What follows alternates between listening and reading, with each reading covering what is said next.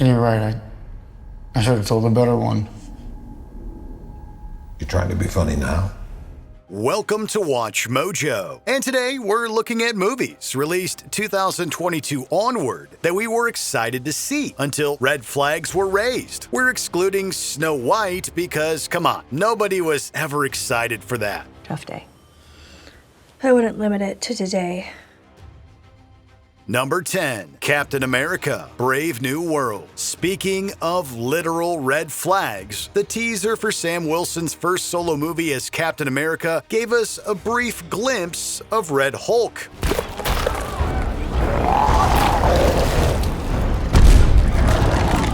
The full trailer later confirmed Thaddeus Ross would make the transformation. The reception was mixed, with the CGI giving some flashbacks to Ang Lee's Hulk from over 20 years ago. Others were eager to see Harrison Ford become a giant red monster. Since when were they red? As Red Hulk dominated the advertising, though, people noticed the same clips being used, suggesting he wouldn't appear until the third act. If the ads were giving away the climactic twist, chances are the film didn't have much else up its sleeve. The trailer essentially spoiled the whole movie, which many would place lower on their MCU ranking. That didn't work. Number 9, Rebel Moon franchise. Nobody can deny that Zack Snyder has a passionate following. I heard. And yes, it's quite impressive. Fans were thrilled when it was announced that Netflix was bankrolling Snyder's answer to Star Wars. While people were open to the prospect of Rebel Moon being split into 2 parts, they grew annoyed when Snyder announced both would be getting R-rated director's cuts at later dates. While Snyder is practically synonymous with director's cuts, those were all for wide theatrical releases. Is that right? We'll see when the job is done. A streamer like Netflix could have skipped the PG-13 versions and given us the extended R-rated cuts up front. The shorter versions were largely panned. While the director's cuts were better received, they weren't vast improvements. Watching all 4 amounted to over 10 hours of content, making the ordeal feel like homework in the end. We know what each of us must do. Number 8, The Exorcist Believer. Director David Gordon Green has seen an unpredictable career trajectory, going from indie dramas to raunchy comedies to horror movies. Sometimes I hear her voice. She talks to me. For all the peaks and valleys, 2018's Halloween was a high point for Green. Following that film's success, Green seemed like the ideal candidate to revive the Exorcist franchise. Fans began to lose faith with the releases of Halloween Kills and Halloween Ends, which continued a story everyone thought was officially over. You tempted and you provoked that man when you should have left him alone. People weren't thrilled with how Green treated Laurie Strode and Michael Myers in the sequels, leaving them worried about how Ellen Burstyn's Chris McNeil would be treated in The Exorcist Believer. Burstyn was ultimately wasted in a film so poorly received that Universal scrapped any sequel plans in favor of a reboot. You made your choice. Number 7, Borderlands. For the longest time, video game movies had a reputation for being awful. By the 2020s, Hollywood had seemingly cracked the code, giving us hope for Borderlands. Can we just skip to, I don't know, whatever this is? In addition to the beloved source material, the film had an all-star cast and a fun director in Eli Roth. They grew wary in early 2023 when news broke the film was undergoing reshoots, which Roth wouldn't return for. Listen, I don't want to be here. Nothing personal. The plot thickened in 2023 when co-writer Craig Mazin insisted on using a pseudonym. The film was finally released over a year later, opening to abysmal reviews and even worse box office. For many, the writing had been on the wall since the film was branded with a PG-13 rating, despite reportedly being envisioned for the hard R crowd. Is there any way out of here that doesn't involve garbage? No. Number 6, Magazine Dreams. For a minute, Jonathan Majors seemed poised for superstar status. Yeah, Ant-Man and the Wasp: Quantumania was a letdown, but Majors would have other opportunities to play Kang the Conqueror. And how many worlds will die?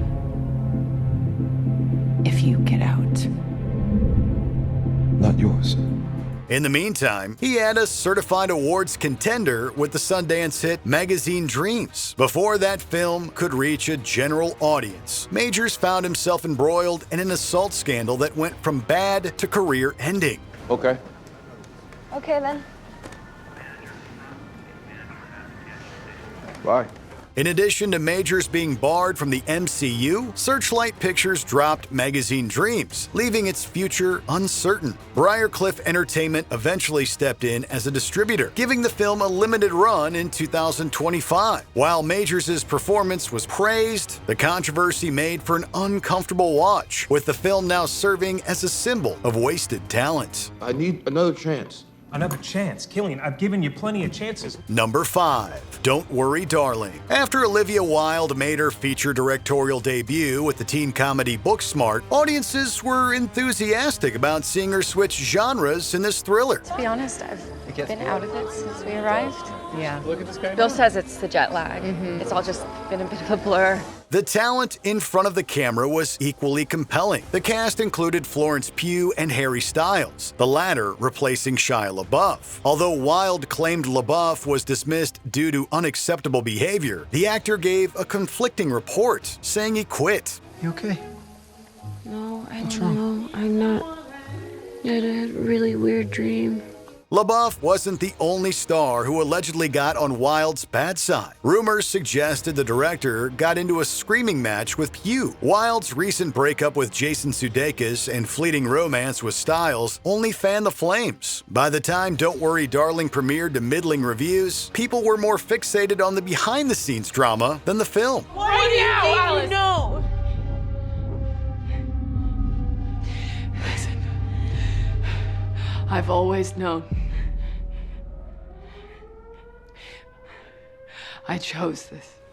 Number 4. Indiana Jones and the Dial of Destiny. While opinions vary on the Star Wars sequel trilogy, most agreed that Harrison Ford's performance as Han Solo was a highlight. Chewie. We're home. Fans were optimistic that Disney would do right by Indiana Jones next. Granted, Steven Spielberg wouldn't be directing, but given how Kingdom of the Crystal Skull turned out, maybe it was time for a newcomer like James Mangold to take the reins. Thanks for putting up with me. Despite numerous delays, Disney seemed confident with The Dial of Destiny premiering at the Cannes Film Festival. The studio was overly confident, as reviews out of Cannes were mediocre at best. While subsequent reviews were more positive, expectations had been lowered to the point that many opted to skip Indy's fifth adventure, resulting in one of Disney's biggest bombs ever. I should have retired you when I had the chance. Number 3. The Flash. The build-up to this long-awaited superhero film was a marathon of bad press. There was just no way to recover from that. Just let it go. After years of failed attempts to get a Flash movie going, the DCEU promised to shine the spotlight on the speedster. The project got various false starts with talents like Phil Lord, Chris Miller, Seth Grahame-Smith, and Rick Famuyiwa attached at different points. Even after Andy Muschietti was locked in as director, the bigger issue was star Ezra Miller. This is not trippy, dude. This is catastrophic. Once seen as a promising up-and-comer, Miller's off-screen antics and legal troubles overshadowed the film. The buzz surrounding Michael Keaton's return as Batman also depleted, as people had grown tired of the multiverse concept by the time The Flash hit theaters in 2023. Just like that, a slow-motion train wreck swiftly crashed and burned. And I don't know what it means exactly to Beeve, but it seems like it's positive. Number 2. Joker Folie Deux. Although 2019's Joker seemed perfectly self-contained, audiences were genuinely and morbidly curious when Todd Phillips moved forward with a sequel. That's entertainment. Some were ready to jump ship amid reports the sequel would be a musical. Others found the musical angle enticing. With Lady Gaga playing Harley Quinn, surely the soundtrack would be gangbusters, right? Like its predecessor, Joker Folie Deux premiered at Venice. You don't know what it's like to love somebody the way I love you. Baby,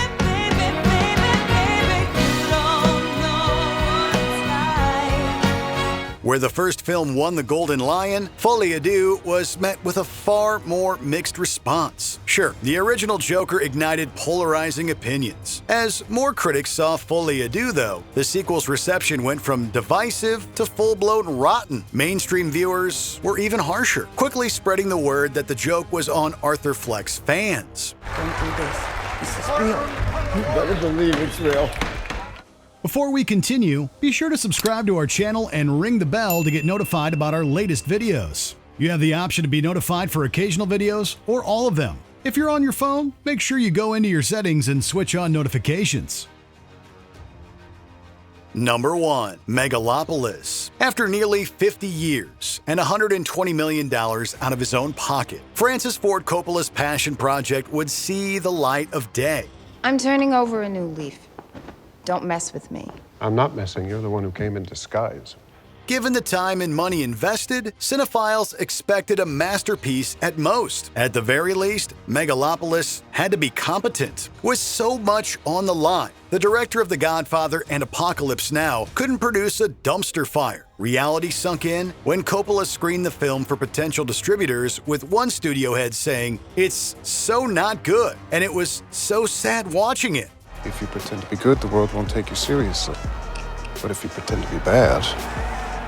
While Lionsgate released the film theatrically, Coppola had to pay for marketing. Amid scandals involving fake critic quotes and Coppola's allegedly inappropriate behavior on set, reviews confirmed this was a vanity project of epically disastrous proportions. It is the responsibility of leadership to work intelligently with what is given, and not waste time fantasizing about a world of flawless people and perfect choices. What movie were you excited to see until warning signs arose? Let us know in the comments. Sam, you shouldn't even be in these situations.